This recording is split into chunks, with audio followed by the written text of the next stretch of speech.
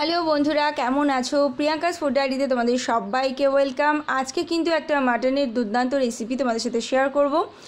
Mutton নিয়ে খুব বেশি এক্সপেরিমেন্ট না করাই ভালো, তবে যেটুকু এক্সপেরিমেন্ট করলে মাটনের কোনো টেস্ট নষ্ট হবে না সেটুকুই করেছি। তো চলো আজকে রান্না করব মাটন দো পেঁয়াজা। তার জন্য আমি এখানে 1 কেজি মাটন নিয়েছি, তার মধ্যে আমি প্রায় 3 টেবিল চামচ টক দই দিয়েছি। এবারে এটাকে খুব ভালো করে আমি মাখিয়ে নেব। এটাকে মাখিয়ে 1 ঘন্টা রেখে দিলে খুব ভালো হয়। অন্যদিকে কিন্তু আমি আলু ভাজা করে নেব, সর্ষের তেলে আলু দিয়ে লাল লাল করে ভাজা করে তুলে নেব। আর আমি প্রিয়াঙ্কা তোমাদের সাথে শেয়ার করছি আজকে এই রেসিপিটা। আর চ্যানেলটা ভালো লাগলে অবশ্যই, এবং রান্নাগুলো ভালো লাগলে চ্যানেলটাকে সাবস্ক্রাইব করতে ভুলো না। তো গল্প করতে করতে তেলের মধ্যে আমি পেঁয়াজ দিয়ে দিয়েছি। এখানে আমি 2টো পেঁয়াজ দিয়েছিলাম লাল লাল করে ভাজা করে। এর মধ্যে আমি 4 টেবিল চামচ রসুন বাটা দিয়ে দিলাম।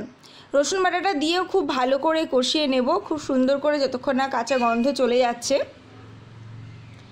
ভালো করে মশলাটা কষিয়ে নেব। এরপর কিন্তু এর মধ্যে আমি গুঁড়ো মশলা অ্যাড করছি। এর মধ্যে রয়েছে লঙ্কার গুঁড়ো, ধনের গুঁড়ো, হলুদ গুঁড়ো, দিয়ে দেবো স্বাদ অনুযায়ী নুন আর জিরের গুঁড়ো। সব দিয়ে খুব সুন্দর করে মশলাটা আমি কষিয়ে নেব, এবং অল্প একটু জল দেবো, যেহেতু বেশ অনেকগুলো গুঁড়ো মশলা দিয়েছি তাই একটু জল দিয়ে এটাকে খুব ভালো করে কষিয়ে নিচ্ছি। আর রসুনের মধ্যে কিন্তু সামান্য পরিমাণ, মানে 1 ইঞ্চি মতন আদা আমি পেস্ট করেছিলাম একসাথেই। সব মশলা খুব সুন্দর করে কষানো হয়ে গেলে এবার আগে থেকে দই দিয়ে মাখিয়ে রাখা মাটনটাকে আমি এর মধ্যে অ্যাড করে দিলাম। এবারে খুব ভালো করে মিশিয়ে নিচ্ছি।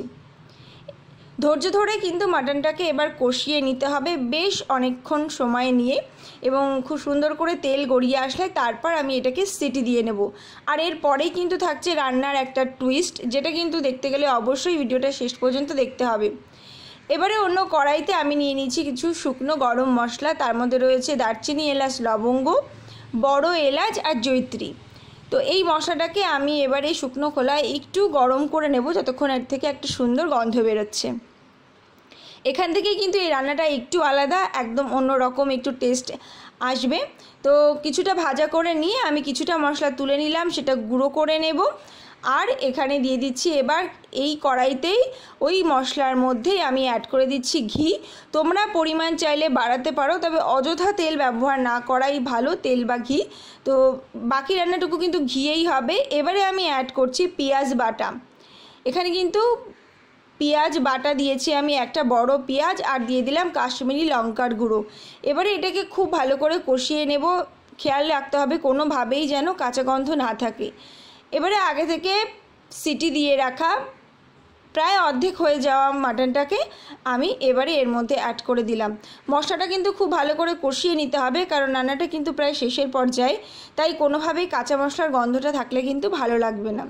আর অপূর্ব সুন্দর কালার এসেছে। আর আগে থেকে করে রাখা গুঁড়ো মশলাটাও আমি এর মধ্যে অ্যাড করে দিলাম। এক্সট্রা করে আর গরম মশলা এর মধ্যে দেওয়ার কোনো প্রয়োজন নেই।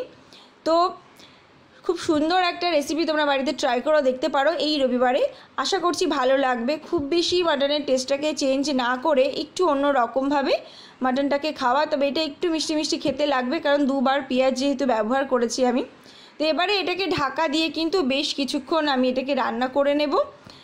তারপর এটা নামিয়ে গরম গরম ভাতের সাথে খেতে হবে। তো আমার রান্না কিন্তু একদম রেডি। কেমন লাগলো তোমাদের অবশ্যই কমেন্ট করে জানিও। গরম ভাতে এটা থাকলে কিন্তু অন্য কিছু আর লাগবেই না। রেসিপি ভালো লাগলে অবশ্যই চ্যানেলটাকে সাবস্ক্রাইব করতে ভুলো না। পাশে থাকা বেল আইকনটাও প্রেস করে দিও। টাটা।